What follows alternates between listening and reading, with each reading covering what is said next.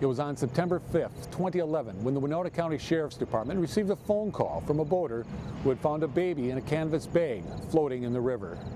In the 3 years since then, the Sheriff's Department is no closer to solving the case. It's something that weighs heavily on the heart and mind of Winona County Sheriff Dave Brand. This one is really on the top of the tragedies because I can't see a reason why someone that would leave their child and on the river or anywhere without, if they didn't want the child, they could have dropped it at the hospital, fire station, police department, sheriff's office, and we would have taken care of it. We would have followed up and finding it at home and taken care of the baby. There are people that can't have children and want one so bad, and they then finally maybe adopt a child, but for somebody to give up a baby and put it in the river is really out of something else, and I'd like to find out why this had to happen. Baby Angel, as the infant became known, was found by a family enjoying a beautiful day boating on the river. She was found at about 2:00 p.m. in a floating canvas bag that boaters thought was probably just trash. Inside the bag, the baby was wrapped in a distinctive T-shirt. Ceramic angels and other items had also been placed in the bag. There were some angels that were in with the baby and a T-shirt and that sort of thing.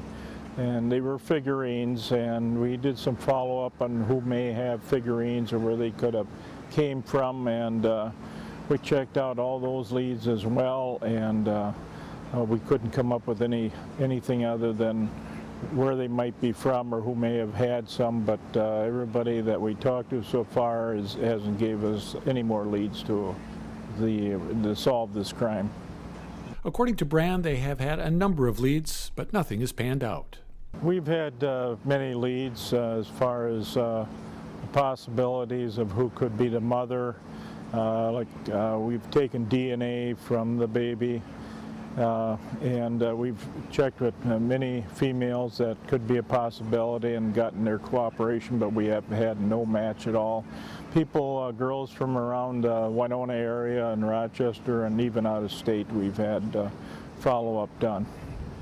Brand said his department, along with officers from the Minnesota Bureau of Criminal Apprehension, have spent countless hours investigating the crime.